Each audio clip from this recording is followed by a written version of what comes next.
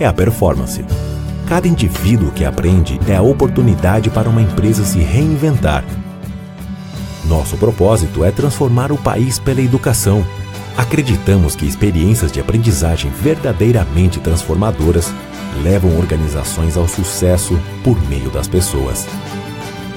Por isso, acreditamos que o aprendizado deve ser Omni. Omni é tudo, mais que presencial e digital juntos. Pessoal, vamos colocar os nossos fones de ouvido.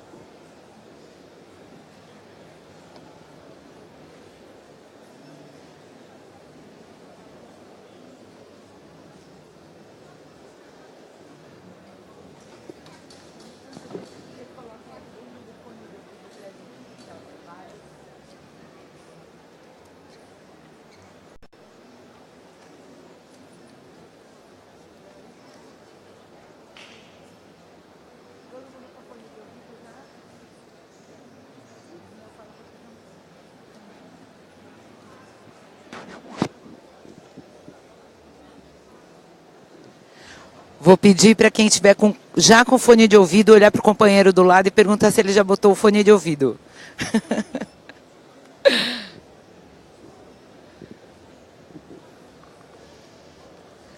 Mais um minutinho aí para todo mundo colocar seu fone de ouvido para começar a palestra.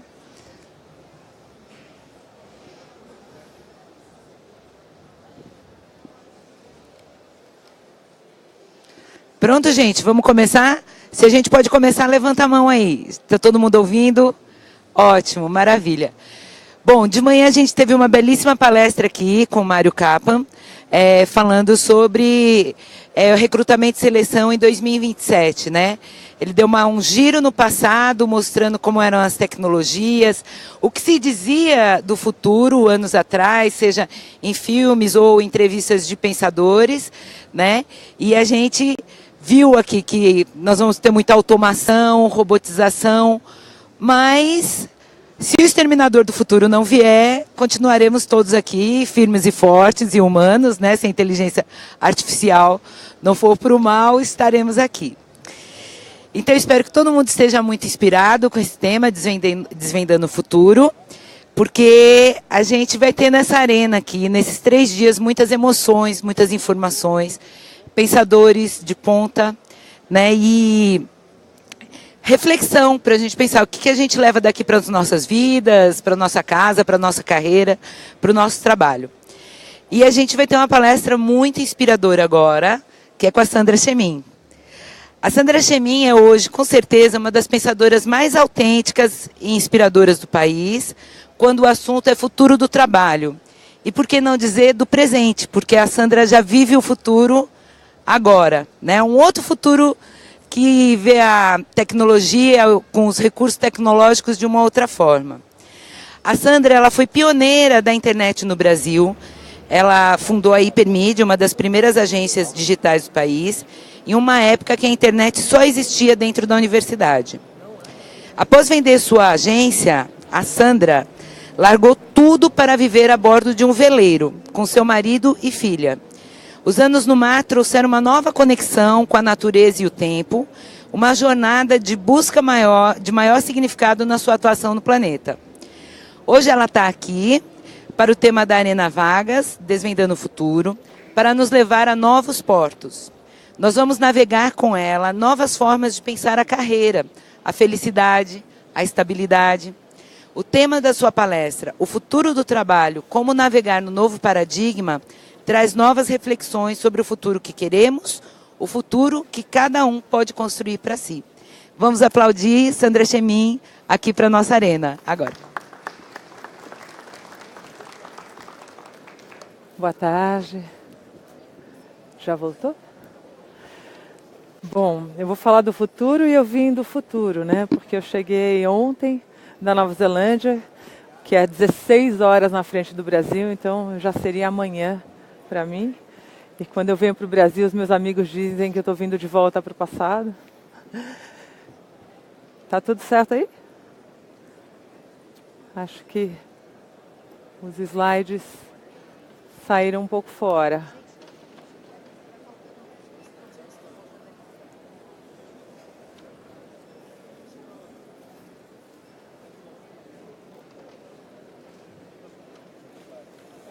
que aconteceu com os meus slides aqui? Disseram que era só apertar. Bom, enquanto eles põem os slides, eu vou contar para vocês uma história. Há 15 anos atrás, eu vivi o auge da minha carreira.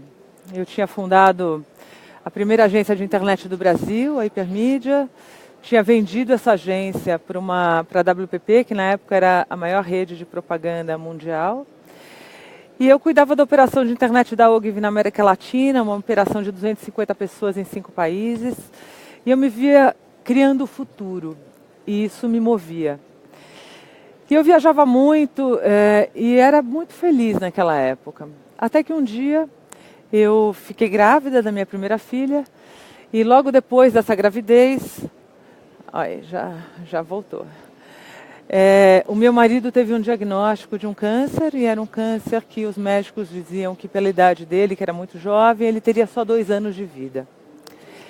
E nós fomos em todos os médicos, fizemos uma série de exames e todos falavam a mesma coisa. Até que um dia, depois de 4 meses, nós descobrimos que o diagnóstico estava errado, que ele não tinha câncer. Mas dentro de nós a mudança já tinha acontecido. Então, naquele momento, nós saímos, eu deixei a vice-presidência da Ogilvy, Lucas saiu da SAP, e nós fomos atrás de um sonho dele, que era viver a bordo de um veleiro, que chama Santa Paz, um veleiro que nós temos até hoje. E, naquele momento, nós escolhemos parar de viver o futuro e viver o presente. E foram para nós muitos dias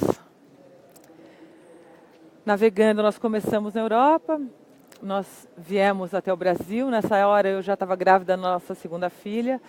Eu atravessei o Atlântico nos 5 meses de gravidez. E nós, naquele momento, fomos morar numa cidade menor, fomos para Paraty. Nós fundamos uma escola, porque não tinha escola em Paraty. E naquele momento começou para nós uma jornada de aprender a fazer as coisas de uma forma diferente. Era 2006 e nós resolvemos fazer uma escola que tinha 2 desenhos. Um é que ela não tivesse donos, que ela fosse gerida de forma participativamente pelos pais e professores. E o segundo, que fosse uma escola para o Brasil real, onde metade paga e metade não paga. Essa escola está lá até... É uma escola Waldorf, está há 11 anos lá em Paraty. E depois de Paraty nós seguimos viagem até a Nova Zelândia, onde nós moramos hoje há 5 anos, desde 2012. E essa foi uma jornada para nós que começou assim. A Clara, nossa mais velha, tinha 1 ano e 1 mês, quando nós fomos na primeira vez. A Júlia, na segunda viagem, nós alfabetizamos, nós fizemos a escola com elas a bordo e fizemos jardim de infância, primeira série, segunda, terceira e quarta, que foi uma das experiências mais fortes para nós. Passamos momentos como essa foi a nossa maior travessia, foram 3 semanas sem ver terra, entre as Ilhas Galápagos e as Ilhas Marquesas, onde a Clara comemorou 9 anos. E coisas simples, do tipo aprender que apenas com luz e água a gente consegue ter a nossa salada. Essa é uma salada de brotos de lentilha que a gente fez nessa grande travessia. E essa a nossa familhinha na época, né? Eu, o Lucas e as meninas, numa das praias da Polinésia aqui. Mas eu contei essa história para vocês porque eu precisei de mais ou menos 2.000 dias entre céu e mar para descobrir quem eu sou e o que me move. E eu acho que essa foi a grande jornada que nós vivemos. Não foi por mais de 30 países, e sim para dentro da gente. E acho que descobrir realmente o que me move, para que eu estou aqui, qual é a mensagem que eu tenho para passar na vida, me fez muita diferença. E desde então, eu comecei, desde 2006, faz 11 anos agora, eu comecei a experimentar novas formas de trabalho. Então, uma delas foi o que hoje se chama de nômade digital, que é qualquer lugar onde eu tenha internet, uma boa conexão, eu posso trabalhar. Eu comecei a fazer isso em Paraty, e eu já tinha desenhado meu trabalho, eu fazia parte de conselhos de empresas, eu tinha minha consultoria, e eu já trabalhava entre Paraty e São Paulo. Mas naquela época, tanto a questão de acesso à internet, que não era de tão boa qualidade como é hoje, quanto a parte de cultura, as pessoas não tinham tanto essa cultura do trabalho remoto. Então, Paraty e São Paulo, para mim, era longe. E eu tinha que vir. Tentei todas as combinações, eu vinha semana sim, semana não, a cada 2 semanas. A melhor combinação na época era 10 dias seguidos em São Paulo e 3 semanas em Paraty. Mas aí eu comecei a experimentar o que é trabalhar de qualquer lugar, desde que tenha internet. Eu comecei depois, quando cheguei na Nova Zelândia, 4 anos atrás. Não sei quantos de vocês conhecem uma empresa chamada Mesa e Cadeira. É uma das consultorias de inovação mais modernas hoje no Brasil e já tem em vários lugares do mundo. Que simplesmente ela trabalha juntando times, resolvendo problemas grandes de empresas, juntando uma equipe de empresa, especialistas e fazedores, pode ser programadores, designers, redatores, videomakers, para durante uma semana chegarem a um protótipo da solução daquele problema. E eu comecei estruturando a operação da Mesa e Cadeira para ir para o mundo. E eu comecei a fazer isso da minha casa na Nova Zelândia e vindo a cada 3 meses para o Brasil. E aí eu comecei a perceber que era possível cuidar da operação de uma empresa muito ágil, de inovação, do outro lado do mundo.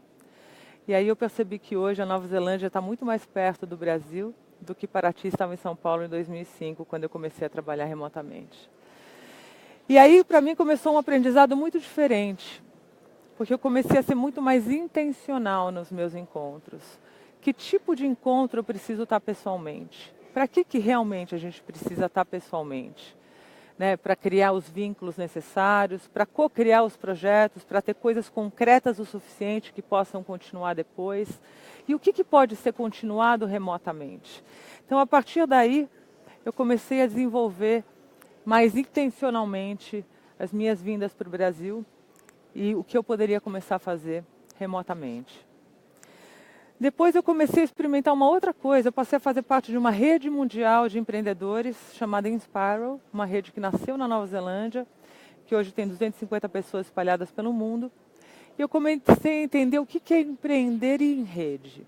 Que novas formas de empreender existem hoje, que de repente você pode ser sócio por projetos e não precisa ser apenas sócio por empresas. E lá, uma reunião na Inspiral é assim, essa é a nossa reunião dos membros, os grupos que são os acionistas da rede, da qual eu faço parte. E uma reunião lá é assim, quem está no mesmo lugar se reúne, e quem está remotamente se junta remotamente. E a gente tem essa reunião todos os meses, que seria como uma reunião de acionistas. E depois eu comecei a experimentar, a me dedicar realmente a esse tema de futuro do trabalho, tanto para as pessoas quanto para as empresas. E hoje uma das coisas que eu tenho na minha consultoria também é um programa de mentoria que ajuda as pessoas a escolherem o estilo de vida que querem levar e desenharem o seu trabalho ao redor dele. E é desse lugar que eu quero falar para vocês hoje, de quem já está há pelo menos 14 anos experimentando outras formas de viver, de trabalhar e de ser. Então, muito do que eu vou falar para vocês hoje é o que eu já vivo, é a partir da experiência que eu já tenho e é um pouco do que eu estou vendo acontecer, principalmente nessa área do trabalho. E a gente vive hoje um momento assim muito singular. Mário trouxe já bastante esse tema hoje antes do almoço. Mas a gente vive um movimento muito singular. Por um lado, a gente tem não só uma nova geração, mas a gente tem hoje todas as pessoas procurando mais significado no que elas fazem e na forma como vivem. Né? Então a busca por sentido é uma coisa já muito real, diziam que era coisa dos milênios, hoje já é de todos. Né? E eu escolhi essa foto, essa é uma foto da Yenton, que é uma das, talvez, designers de usabilidade mais experientes que eu conheço no Brasil e no mundo. E ela hoje mora em Catuçaba, nesse sítio, com o seu marido, o PL. E eles continuam trabalhando nos projetos mais inovadores do Brasil e do mundo, em Nova York, em Los Angeles, a partir da casa deles, indo participar de imersões de prototipagem por uma semana em São Paulo. Eles fazem muitas mesas, por exemplo, ou em Nova York. E eles continuam e voltam para sua casa em Catuçaba, onde para eles o que tem sentido é poder plantar sua comida, poder ter acesso à comunidade local, é poder viver de uma forma simples. Então eles são duas pessoas que já há alguns anos vivem assim, e eles não deixaram de continuar fazendo os trabalhos mais inovadores no Brasil e no mundo, principalmente em relação à internet, trabalhos para marcas como Coca-Cola, Nestlé e tudo mais. Então a gente percebe que hoje né? A busca de sentido, de flexibilidade, de autonomia é uma coisa regente e cada vez vai ser mais regente no mundo hoje. E é por isso que, se vocês verem, essa é uma pesquisa do Gallup que mostra que, em média no mundo, 13% das pessoas que trabalham numa empresa se sentem engajadas. O resto tem níveis diferentes de desengajamento. Ou elas estão desengajadas ou extremamente desengajadas, desesperadas, não importa. Em média, 13% das pessoas se consideram engajadas. Eu acho que essa é uma coisa bastante importante que nos faz refletir, né? E na Nova Zelândia e na Austrália é um pouco melhor do que aqui, 24%, é o país onde tem maior número de engajamento, é 24%. Acho que isso dá para a gente refletir um pouquinho. Então, se por um lado a gente tem isso de uma busca cada vez maior de sentido, de significado, de liberdade, de autonomia, por outro lado a gente tem uma outra coisa muito importante acontecendo, que é essa evolução exponencial tecnológica, que eu acho que o Mário apresentou muito bem hoje, antes do almoço. A gente vive um mundo hoje, né, a gente vive a questão da singularidade, né, essa teoria de que agora os computadores vão ficando cada vez mais inteligentes, com inteligência artificial, com capacidade de aprender sozinhos, ao ponto de que eles vão ter mais conhecimento do que toda a humanidade, né? O Mário trouxe esse dado, de 2052 se imagina que você já é capaz de ter um computador tão acessível como o seu telefone, que tenha todo o conhecimento da humanidade. E em 10 anos se imagina que a gente já consegue comprar, como se fosse um telefone, um computador que tem toda a inteligência de um ser humano. Então essa é uma coisa que muito rapidamente a gente já está vivendo e cada vez mais vai viver. Alguns autores, como o Ray Kurzweil, que é um dos fundadores da Singularity University, ele fala que, assim, apesar de os computadores estarem cada vez mais aprendendo sozinhos, com machine learning, com inteligência artificial, uma outra coisa também está começando a acontecer, é que cada vez mais nós, seres humanos, vamos ter implantados no nosso corpo chips que vão nos fazer virar, né, ciborgues e viver muito mais, né? Dizem que até a pessoa que vai viver 150 anos já nasceu, né? Eu vi isso há 2 semanas atrás. Então isso é uma coisa também muito séria. A gente vai ficando cada vez mais, vivendo mais, também por conta da tecnologia. Isso nos faz pensar, né? E para mim tem me feito refletir hoje, talvez uma das perguntas mais presentes na minha vida, com 2 filhas adolescentes, eu tenho uma filha de 12 e uma filha de 15, em que mundo que elas vão viver, né? E eu penso muito em que tipo de conhecimento vai ser relevante num mundo onde computadores, onde máquinas sabem mais do que pessoas, né? O que é relevante? Será que é relevante a gente acelerar o processo de alfabetização dos nossos filhos? Agora que eles vão aprender a ler e escrever com 5 anos, 4 anos, 3 anos. Será que é isso que é relevante, sendo que as máquinas vão saber mais do que a gente? Conteúdo não é o que importa? O que é relevante? É dar um iPad para uma criança de 2 anos de idade, para que ela aprenda mais rapidamente a ter acesso à tecnologia? Isso é uma coisa que me faz pensar muito, né? Eu, como venho de tecnologia, para mim é muito óbvio que essa nova geração ela já nasce com esse chip. A gente não precisa ensinar isso eles já sabem. O que é importante a gente ensinar? Eu acho que é todas as outras coisas que não são somente conteúdo e tecnologia, porque isso as máquinas já sabem e saberão cada vez mais. E eu penso nisso em relação às empresas, né? No meu trabalho, na minha consultoria, uma das coisas que é mais presentes na minha vida é isso. Como que a gente deve desenhar as empresas nesse contexto, onde máquinas sabem mais do que pessoas? Porque a maneira como a gente desenha as empresas hoje são para tipos de trabalho que vão existir cada vez menos no futuro. Isso é uma coisa muito séria. O que é importante? A performance? O que é importante? Então eu queria trazer essa reflexão para vocês. E isso não é só uma coisa de futuro, né? A gente já vê hoje essas mudanças acontecendo. E no meu ponto de vista, o que a gente precisa é de uma revolução exponencial nas relações humanas, né? Tecnologia, isso vai evoluir, já está evoluindo. Agora, como que a gente faz o uso dessa tecnologia para construir um futuro desejável, para construir um futuro que a gente queira viver, que a gente queira que os nossos filhos vivam?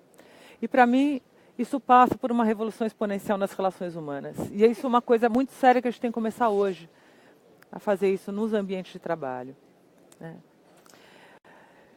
E falar um pouquinho do que eu já tenho visto hoje, né, trabalhando com empresas em vários lugares do mundo, o que nós já temos visto acontecer, né? A gente percebe claramente que a gente vive uma época de mudança de paradigmas. Então, cada vez mais, todo mundo aqui só fala em propósito, né? A gente vê claramente um movimento de que não importa apenas o resultado financeiro, importa, né, refletir sobre por que a minha empresa existe. Se a minha empresa deixar de existir, o que vai ter mudado no mundo, né? Isso cada vez mais já é realidade.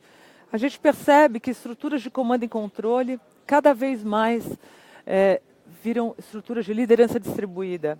E por que isso? Porque é que a gente vive num mundo onde tudo muda o tempo todo. A gente vive problemas de um grau de complexidade que a gente jamais viu. É muito difícil de uma pessoa só ter resposta para todas as questões que estão acontecendo no mundo. A gente precisa de sistemas cada vez mais distribuídos para que cada vez mais pessoas possam estar colaborando e ajudando a solucionar essas questões. A gente percebe que o chefe cada vez mais vira um facilitador, vira um coach, né? Vira alguém que suporta e não apenas alguém que dá a direção. Mas é muito mais importante alguém que sabe fazer as perguntas certas do que alguém que diz, este é o caminho. A gente vê as regras todas sendo questionadas e dando espaço para a liberdade e confiança. Empresas que hoje estão cheias de regra e que não confiam, não têm um ambiente de confiança, são empresas que terão menos chances de sucesso daqui para frente. A gente percebe claramente que o planejamento está sendo revisto, né? Muito mais importante agora, visão de futuro é muito importante, mas não um futuro determinado, um futuro enquanto um norte, enquanto um caminho que abre espaço para experimentação, para adaptação, para aprendizado. A gente percebe que a cultura de erro, de certo e errado, abre espaço para aprendizado contínuo. Isso é muito comum hoje nas startups. Quando uma empresa não dá certo, isso vira composto. Isso vira o alimento para que, puxa, eu já sei o que funciona ou não funciona para criar algo novo. E isso nas empresas cada vez passa a ser mais relevante. E por fim, a gente percebe que estruturas de propriedade intelectual, o sigilo, só eu sei, abrem espaço para a transparência radical. E as empresas que são mais abertas e mais transparentes são empresas que têm tido grau de sucesso maior e cada vez mais. Então, esses são novos valores que a gente observa em diferentes estágios, em diferentes países, em diferentes setores. Mas esses são valores emergentes que a gente já vê hoje. Esse é um novo paradigma que a gente já vê hoje em todos os tipos de empresas. Algumas combinam mais esses elementos, outros. Não existe uma única receita, mas essa é uma tendência que a gente tem visto consistentemente em vários países do mundo. E como que a gente navega esse novo paradigma hoje, né? Como é que a gente se prepara para desenhar essa estrutura, a organização, para que o trabalho do futuro aconteça? Eu estou menos preocupada em dizer para vocês, poxa, essas profissões vão existir, essas profissões vão deixar de existir. Eu acho muito mais relevante gerar reflexão de como que a gente tem que desenhar na minha organização hoje para que o tipo de trabalho que vai existir possa surgir, né? Para que esse trabalho do futuro aconteça.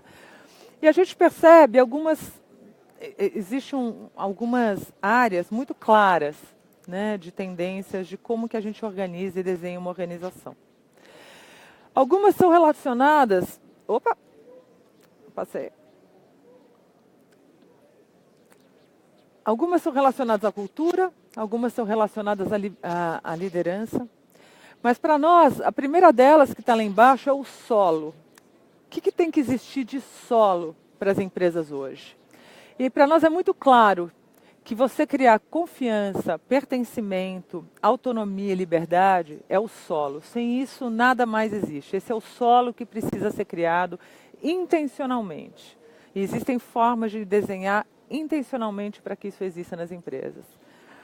Outros elementos, aqui à direita, são os elementos de cultura, né? Então, cultura hoje numa empresa precisa ser cada vez mais participativa, cultura de experimentação, e de aprendizado contínuo. E eu vou contar uns exemplos para vocês de como se desenha a cultura dessa forma. À esquerda são itens mais de liderança. Então, um líder que inspira e que apoia, né? Um líder que distribui o trabalho entre times e entre pessoas, né? E que compartilha tudo com transparência radical. E em cima, por fim, a gente tem a questão de comunidade, de como que eu me conecto com outros parceiros, outras empresas. Porque hoje em dia, cada vez mais, é mais difícil que uma única empresa tenha todas as soluções. Então, cada vez mais, a gente tem que se ligar em rede, inclusive com concorrentes. Essa relação de quem é concorrente, quem é parceiro, hoje em dia está sendo revista. Como que a gente se junta com o maior número possível de pessoas para conseguir juntos solucionar os problemas. E eu vou contar agora uns 2 exemplos para vocês que ilustram um pouco esse frame de trabalho que a gente observa nas empresas hoje. Um deles é sobre propósito, porque propósito para nós é o centro, né? Aquele desenho tinha o centro dele como propósito. Eu escolhi a história de 2 líderes brasileiros para ilustrar para vocês propósito. Um deles é o Jorge, da Mercur, uma pessoa que eu admiro bastante. E ele diz uma coisa com muita naturalidade, ele é um acionista, a 3ª geração de acionistas da Mercur, uma empresa da indústria de borrachas, 800 funcionários do sul do Brasil. E o Jorge, ele foi perguntado, há cerca de 10 anos atrás, fizeram para ele essa pergunta, né? Se a sua empresa deixasse de existir, o que mudaria no mundo hoje? E ele ficou muito incomodado, que ele não tinha resposta para essa pergunta. E ele foi refletir, foi resgatar toda a história do porquê que os avós tinham feito a empresa, e era uma empresa para aquela comunidade, né? Era para servir aquela comunidade.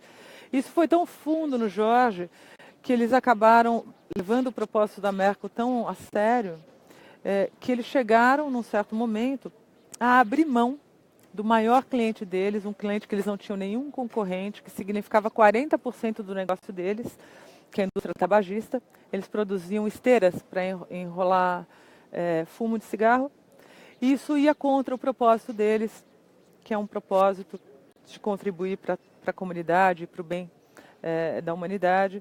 E eles resolveram parar de fabricar as esteiras, comprometendo 40% do negócio. Esse, para mim, é um exemplo de quem realmente leva propósito muito a sério, não apenas um propósito que está na parede, mas um propósito norteador. E é esse tipo de propósito que a gente está falando que cada vez vai ser mais relevante. E o Jorge ainda chegou mais além, ele percebeu que para as pessoas poderem realmente vivenciar esse propósito no seu dia a dia, que ele precisava mudar o modelo de gestão.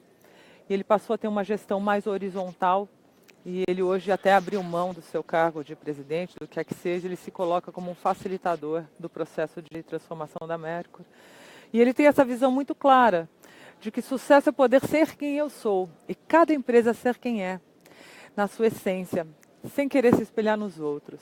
Né? Um exemplo que eu acho que ilustra bem o propósito no centro.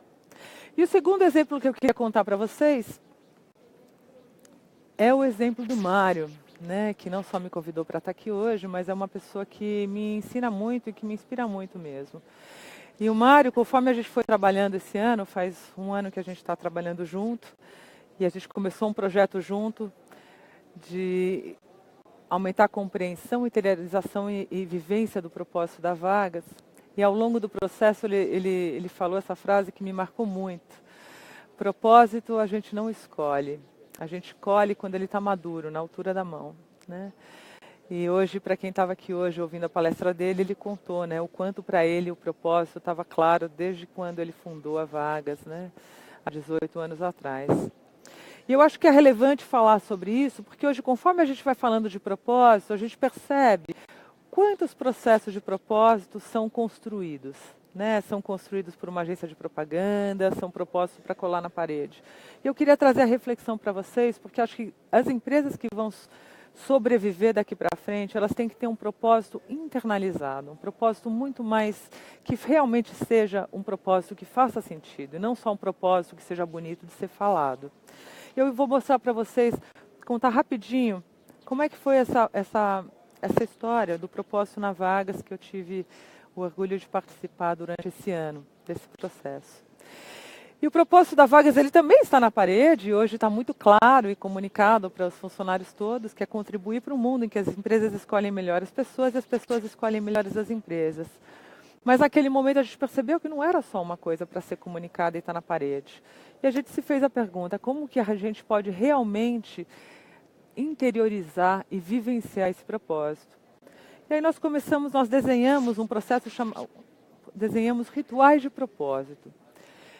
Então, foi muito bacana, porque nós desenhamos especificamente os encontros desses rituais para esse fim. E foram momentos onde as pessoas puderam ter contato com o seu propósito individual e com o propósito coletivo. E gerar reflexões. E nesse processo foi muito importante desenhar um modelo onde as pessoas se sentissem seguras, tivessem um espaço seguro para essa reflexão. Muitas pessoas, acho que vocês devem viver isso na vida, nem todo mundo tem clareza do seu propósito individual, até porque isso muda ao longo do tempo na vida também. Então, como é que você permite, às vezes, que uma pessoa tenha contato pela primeira vez com essa reflexão, ou quem já refletiu, revisite? Isso tudo exige um ambiente seguro, um processo desenhado para isso. E foi muito bacana ver, porque esses rituais de propósito terminaram há 2 semanas atrás, hoje 100% da Vagas participou dele. E eu fiquei, para mim é um momento de muita felicidade, porque nós começamos criando um grupo de 10 guardiões, nós chamamos, escolhemos 10 líderes para serem os guardiões do propósito e da cultura da Vagas, e começamos o trabalho com este grupo, e este grupo agora replicou esse processo com a Vagas como um todo. Então, há 2 semanas atrás, terminou a turma número 17, e 100% dos colaboradores participaram desses rituais. E foram momentos assim muito bacanas, que nós desenhamos especificamente. Como que a gente cria pertencimento, como é que a gente cria espaço seguro, como é que a gente cria uma reflexão e uma vivência de propósito. Coisas como a gente desenhamos jogos para que as pessoas pudessem ter tolerância a erro. O erro não é visto como um erro, o erro é visto como é celebrado, é parte do processo. Então, todos esses rituais, eles envolvem jogos, eles envolvem reflexões individuais, reflexões em duplas, questionamentos do quanto nós estamos de fato, o meu propósito individual tem coerência com esse propósito coletivo? Faz sentido? Não faz sentido? E faz sentido, o propósito da Vagas está sendo de fato vivenciado de uma maneira verdadeira com os meus clientes, com os meus fornecedores, com as pessoas que trabalham aqui dentro, com a comunidade? O quanto disso é verdadeiro? E ter coragem para fazer esse tipo de questionamento e ver o que surge. Então, isso para nós foi uma experiência muito bonita de ver o quanto mudou de patamar de fato esse vínculo. E eu acho que isso é relevante porque às vezes a gente passa por momentos, cada vez mais vamos passar por momentos complexos no ambiente de negócios. E passamos por vários na Vagas, nesse processo, momentos muito difíceis. E onde, quando o propósito ele é muito claro, a gente entende que os momentos difíceis fazem parte do caminho, mas eu estou indo para aquele lugar e aquele lugar faz sentido para mim. Então, eu acho que um propósito vivenciado realmente é uma coisa que faz muita diferença. Outro exemplo que eu queria contar para vocês, falando ainda de propósito, é um projeto que eu faço parte na Nova Zelândia, que é um projeto que escolheu um propósito para um país. Aí eu acho que é uma coisa muito diferente e está sendo para mim uma honra participar disso, porque a gente fala em propósito enquanto empresa. Vocês imaginam o que é escolher o propósito de uma nação, A Nova Zelândia, há cerca de 1 ano, começou a se refletir, pessoas do governo se juntaram com pessoas de uma organização chamada Kiwi Connect, que há 3, 4 anos tinha criado um festival chamado New Frontiers, para atrair pessoas do mundo inteiro para a Nova Zelândia. Esse projeto foi começado por 2 irmãos do Vale do Silício, o Matthew e Brian Monahan. Eles tinham 2 startups no Vale do Silício, venderam uma delas por um valor bem grande e acabaram comprando uma região de vale perto de Wellington, chamada Whiteman's Valley, e começaram a perceber que eles pensavam diferente na Nova Zelândia. O Brian até me confidenciou, falou assim, eu sonho diferente. Eu falei, eu também penso diferente na Nova Zelândia. E eles começaram a pensar, puxa, e se a gente trouxesse as pessoas mais bacanas que a gente conhece para cá. Quem sabe elas também começam a pensar diferente, começam a pensar coisas juntas. E criaram esse festival chamado New Frontiers. E durante este processo, eles convidaram o chefe de imigração da Nova Zelândia para ir para o Vale do Silício. E ele visitou aceleradoras como o Y Combinator.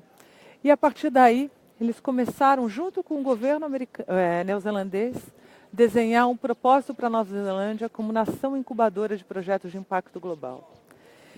E esse projeto evoluiu a ponto de criar um novo visto para o país, que foi lançado em fevereiro desse ano, chamado Global Impact Visa. Para mim foi muito marcante ver isso nascer, porque ao mesmo tempo que a gente via o Trump nos Estados Unidos, fechando o país, eu via a Nova Zelândia mudando seu sistema de imigração para criar um novo visto, para atrair as 400 mentes mais brilhantes do mundo que queiram resolver os principais problemas da humanidade a partir da Nova Zelândia.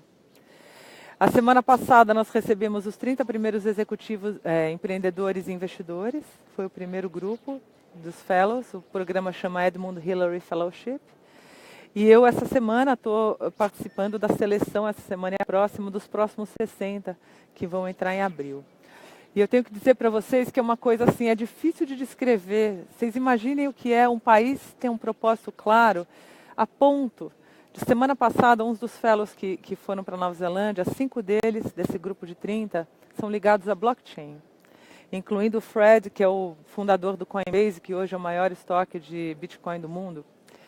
E para mim foi impressionante ver que no meio desse encontro, esses 5 fellows ligados a blockchain voaram para Wellington para se reunir com 25 pessoas do governo, incluindo o Banco Central, todos os reguladores, coisa que país pequeno consegue, né? Para dizer como que a gente tem que desenhar a regulação desse país para que seja interessante para vocês. E é uma coisa assim, é muito interessante de ver, porque certamente blockchain é a próxima internet, e certamente eu tenho certeza que a Nova Zelândia vai ser um dos principais países do mundo em relação a blockchain, porque é o país menos regulado do mundo. E é pequeno a ponto de conseguir colocar numa mesa de sala de reunião todas as pessoas de regulação. Então eu estou vendo nascer um projeto que vai realmente mudar um país. Isso começou por um propósito claro, né? Que é de nação incubadora dos principais problemas da humanidade a partir da Nova Zelândia.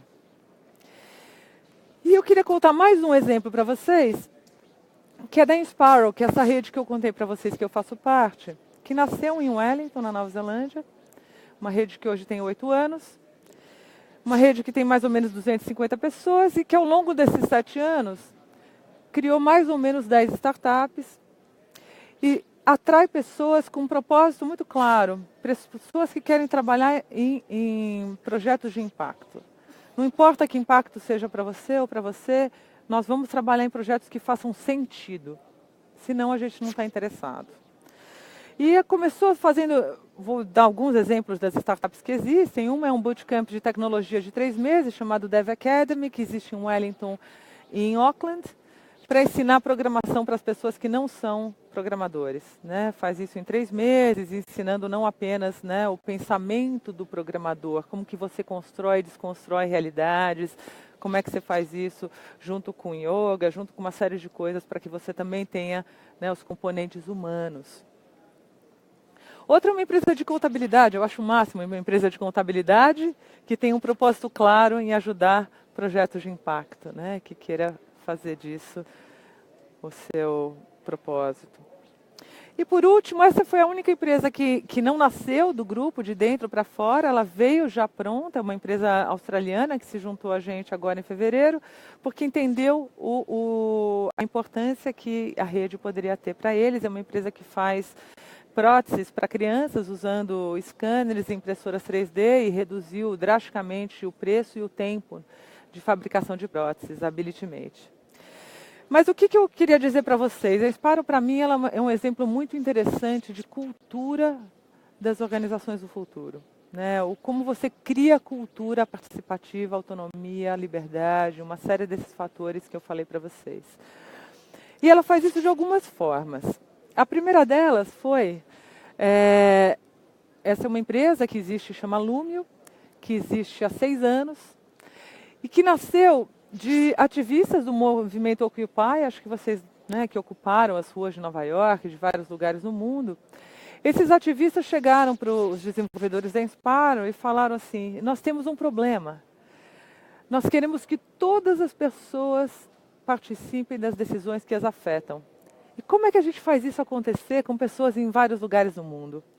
Como é que a gente faz isso acontecer quando, de repente, numa reunião tem alguém que fala mais, que domina a reunião? Como é que os outros podem ser ouvidos? Como é que a gente faz isso pelo fato de que as pessoas têm tempos diferentes, né? Alguém responde muito rápido, rapidamente já tem uma decisão. Outras pessoas precisam de mais tempo. E como que a gente faz isso com times hoje espalhados pelo mundo? E daí nasceu o Lumio, que é uma ferramenta de tomada de decisão participativa, que existe para celular, para desktop. Há 6 anos é usado por mais ou menos 93 mil grupos no mundo hoje. Essa é a versão para desktop. E no Lumio você pode fazer várias coisas. Você pode colocar uma ideia, pode debater uma ideia. Quando essa ideia está madura, ela é votada. Ela pode, enfim, registrar todo o processo decisório, uma série de coisas, mas que mostra também que não é só a tecnologia que resolve, porque esse processo também precisa ser facilitado pessoalmente e facilitado online, né? Simplesmente tem mais tecnologia para que isso aconteça, mas não deixa de ser, a tecnologia não substitui o processo humano, mas ela nos ajuda muito. Um outro exemplo que eu queria mostrar para vocês é uma outra ferramenta que nasceu na Inspire, também fruto da nossa necessidade, que era cada pessoa que se junta à rede paga uma contribuição. E o que a gente faz com essa contribuição? Metade vai para pagar as operações, tudo bem, mas a outra metade vai para financiar projetos que a comunidade acha que faz sentido. E aí como é que faz? Essa é uma comunidade que não quer ter hierarquia, que não quer ter chefes. E quem que decide para onde vão esse dinheiro, para que tipo de projetos vai ser, a gente vai aplicar? Então nasceu o CoBudget, que é uma plataforma onde, na hora que você contribui, parte do seu dinheiro vai para pagar as operações e parte vai para um financiamento coletivo, onde qualquer pessoa pode escrever um projeto e eu posso escolher diretamente aonde que eu quero que meu dinheiro vá. Eu quero que minha contribuição vá para financiar este projeto. Isso também tem criado uma cultura participativa muito grande para a gente. Está virando uma nova empresa agora, chamada Greater Than. E essa é a versão para desktop, enfim. Você tem todos os tipos de projetos aí, você vê quanto dinheiro tem e aonde que você quer investir. E mais últimos 2 exemplos em relação a como criar cultura participativa. Um outro problema que nós tivemos no ano passado foi como é que a gente dá suporte para as pessoas numa estrutura que não tem hierarquia, uma estrutura que não tem chefes e gerentes. Né? Muito bacana não ter chefe e gerente, mas quem vai cuidar das pessoas? Porque o fato de não ter cargo não significa que essas funções não sejam necessárias. Né? Então, para nós, começou um processo de reflexão sobre esse tema. Nós fizemos um retiro para estudar esse assunto e começamos a experimentar um sistema de suporte distribuído, um suporte peer-to-peer, no nosso caso a gente chamou de stewardship, aqui no Brasil a gente está chamando de suporte distribuído, e ele veio de uma constatação muito simples, né? Em sistemas cada vez mais distribuídos, é impossível você centralizar o suporte, fica cada vez mais difícil, com pessoas que têm autonomia, tudo mais, como é que você dá suporte? Então a gente criou um processo onde cada pessoa, uma vez por mês, eu sou o guardião de uma pessoa e ele é o guardião do outra. E assim a gente tem todos os meses alguém, eu sei que durante 1 hora, alguém vai estar me escutando para saber o que eu preciso para fazer melhor o meu trabalho. E durante 1 hora eu vou estar escutando uma outra pessoa sobre esse tema. E por fim, uma coisa que para nós é muito importante em termos de criar cultura, são os encontros fora do escritório, retiros. Nós temos o nosso ritmo de encontros presenciais, ele é de 2 retiros por ano. Tem um retiro menor, no meio do ano, onde a gente se aprofunda em temas que não tem espaço no dia a dia, e um retiro maior em fevereiro, que é o Summer Fest. Esse daí é o nosso retiro grande, onde a gente cria os laços, cria a cultura, os espaços de suporte, cria as relações que fazem com que o trabalho depois remoto seja possível. E eu acho que é muito importante falar desses retiros e falar desse tipo de processo, porque cada vez mais vocês vão ver, já devem ver na empresa de vocês, cada vez mais a gente vai ter pessoas trabalhando de outros lugares. E começa a existir uma questão muito importante, que é como que você cria cultura, onde, de repente, as pessoas não têm mais o espaço físico para ir como elo de criar uma cultura. É muito diferente quando você vai para o trabalho todo dia, você está no mesmo lugar, isso cria-se cultura de uma forma, conforme você vai se movimentando para modelos de trabalho cada vez mais remotos, como que você cria cultura? Né? A gente já vive isso há 7 anos, e a gente sabe a importância dos retiros e dos encontros fora do escritório para criar cultura. Para nós, assim, é o nosso ritmo de batida do coração. E a última coisa que eu queria dizer para vocês é que assim, tudo que nós fazemos é absolutamente aberto e open source, incluindo o Lume, o CoBudget, incluindo todos os nossos manuais, todos os nossos acordos, a forma de operação. Se vocês forem para handbookinspiral.com, vocês podem copiar tudo, está tudo aberto. Porque a gente sabe e acredita que, ao abrir, a gente está primeiro realizando o nosso propósito, que é mais pessoas trabalhando em coisas que importam, mais pessoas que possam estar fazendo uso disso. Segundo, quando as pessoas usam algo nosso, elas melhoram, elas aprimoram. Então a gente consegue ter projetos melhores, softwares melhores, processos de trabalhos melhores, porque esse é o espírito de abrir as coisas que a gente faz. Então a gente leva a transparência radical muito a sério. Então eu queria só fechar para vocês dizendo que para nós, a gente vive claramente um momento de um novo sistema operacional humano. E aqui falando de líder, né, de liderança. Liderança cada vez mais, né, vivendo o propósito de uma maneira muito genuína, não só um propósito da boca para fora, mas um propósito que tenha conexão, né, que seja verdadeiro para mim, que seja verdadeiro coletivo. A gente vê cada vez mais facilitações presenciais e facilitações online precisando acontecer no trabalho para que ele flua bem. A gente percebe, para mim, talvez uma das coisas que eu mais faço no meu trabalho seja o design estratégico de conversas. Né, ter muito claro para que esse encontro hoje, o que eu quero criar nesse encontro hoje, como que eu vou desenhar esse encontro. E coisas muito claras, por exemplo, reunião de um dia para outro, só existe se um fala e outro escuta. Se você quer que tenha uma reunião que seja participativa, já não começa daí, já é impossível. Então, como que você desenha um processo para que ele seja participativo? Para que as pessoas se sintam ouvidas, para que as pessoas possam contribuir, para que a gente possa aproveitar toda essa abundância que existe em modelos distribuídos, né? Isso tem um jeito de fazer, né? O design estratégico de conversas cada vez vai ser mais relevante no mundo do trabalho. E cada vez mais a gente vai ver modelos de gestão mais participativos. Não estou dizendo que todas as empresas vão ser horizontais, mas cada vez mais as empresas que vão querer ter mais sucesso daqui para frente vão cada vez mais conseguir fazer com que as pessoas tenham mais autonomia e participem mais dos seus processos. Porque é impossível hoje a gente dar conta de toda essa velocidade, essa complexidade que existe no mundo, se a gente não fizer cada vez mais com que mais pessoas dentro e fora da empresa participem. E era um pouco disso que eu queria falar para vocês.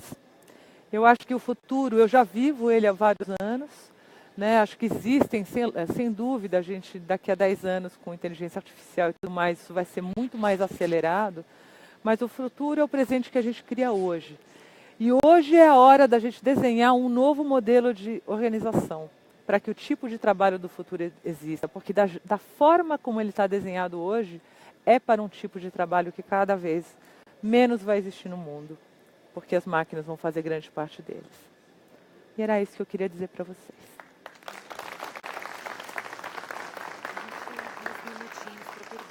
Ah, tá ótimo. Então nós temos uns minutos para pergunta.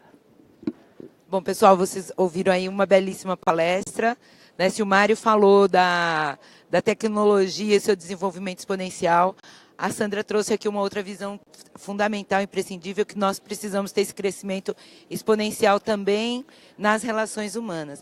A gente tem alguns minutinhos para pergunta. Alguém quer fazer alguma pergunta para a Sandra? Ali.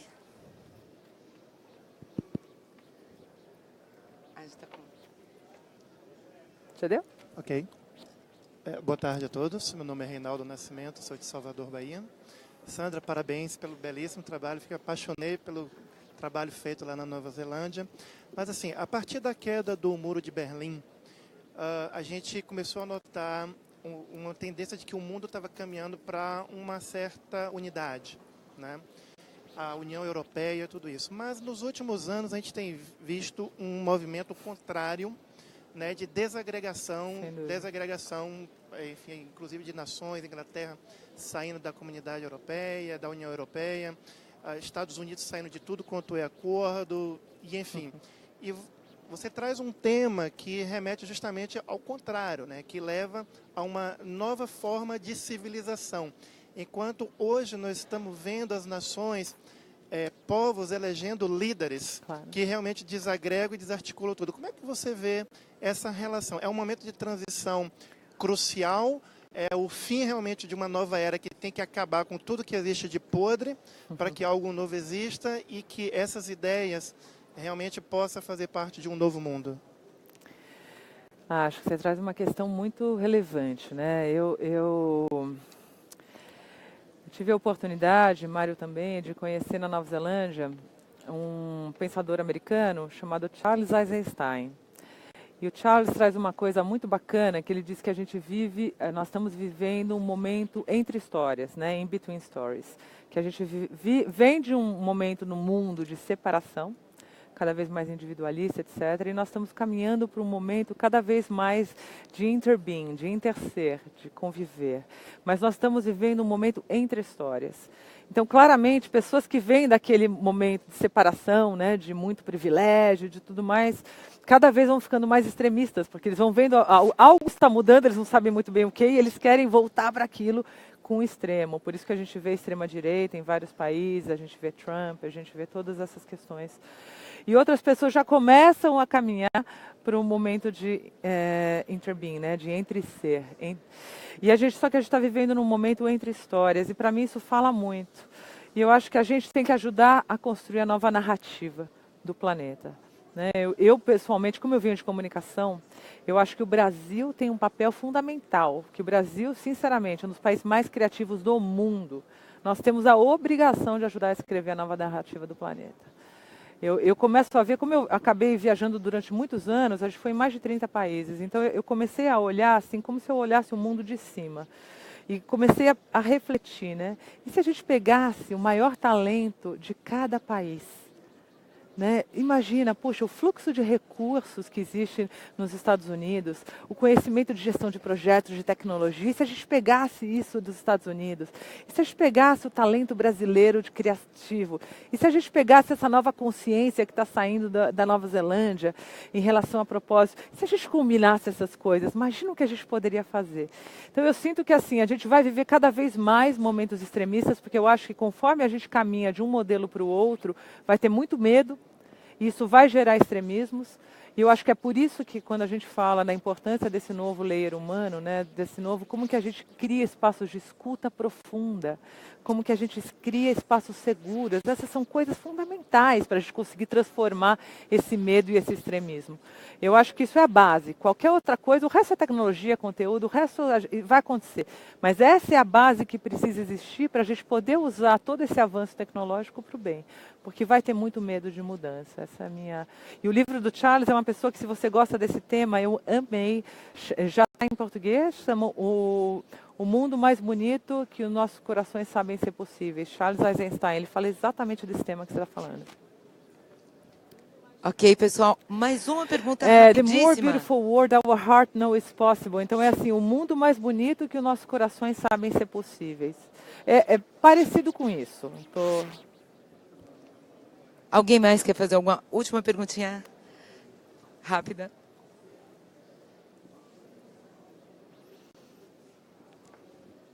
Parabéns, Sandra, pela brilhante palestra. Não estou ouvindo. Meu nome é Davi Gouveia. Está ouvindo aí? Estou agora, Davi. Como fica a remuneração nesse processo que você expôs? O financeiro, como fica e onde que ele entra? Olha, Davi, eu vou te contar 2 exemplos. O primeiro da própria Mercury, que conforme foi num processo de horizontalização, começou a ter um seguinte desafio.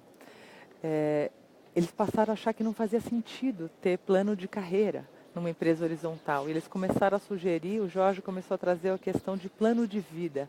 Não é muito melhor você fazer um plano de vida em vez de você fazer um plano de carreira? Esse é um dos principais temas que ele está tratando hoje em dia. E o grande desafio dele, sabe qual é? Não é nem internamente na empresa, é nas famílias. Como as pessoas não sabem responder para essas famílias, como assim você não tem plano de carreira? Como assim você não vai ser promovido? Como assim, enfim. Então esse é o tipo de desafio, por exemplo, que a Merco está desenvolvendo hoje. Na Inspiro, a gente tem é uma rede de empreendedores, né? Então são pessoas que trabalham muito ou em empresas que elas abriram ou independentemente. O que a gente percebe são assim, pessoas cada vez mais fazendo projetos juntos e abrindo com transparência o dinheiro do projeto. E aí tem todos os tipos de experimento possíveis. Tem, por exemplo, um dos experimentos, é um grupo de 3 pessoas que montaram uma empresa, que eles chamam de pod, onde eles estão fazendo o que eles chamam de livelihood pod. Cada um pega todos os dinheiros dos seus projetos e colocam no centro e dividem igualmente, independente de quanto vem de cada pessoa. Deixam reservado um pouco de dinheiro para situações onde tenha menos demanda de trabalho, para que eles tenham um buffer. E, enfim, a gente está vendo muitos tipos de experimentação em relação à remuneração. Mas, normalmente, a maioria delas por projetos, a maioria delas com bastante transparência em relação, olha, para esse projeto, o que cada um vai fazer, quanto tempo, como que a gente distribui de uma maneira bastante aberta. Mas é um tema que vai mudar muito daqui para frente, sem dúvida. Ok, pessoal, eu gostaria de agradecer imensamente a presença de todos. Queria pedir aqui palmas para a Sandra, que nos inspirou, trouxe aí novas formas de ver o futuro, o trabalho, a vida. Obrigada, Sandra. Imagina. Pessoal, às 15h40 nós vamos ter a palestra com o João Cordeiro. Ele vai falar sobre inteligência artificial. Acreditamos que o aprendizado flui, é orgânico. Aprendemos conectados, em rede, ao longo de nossas jornadas, na vida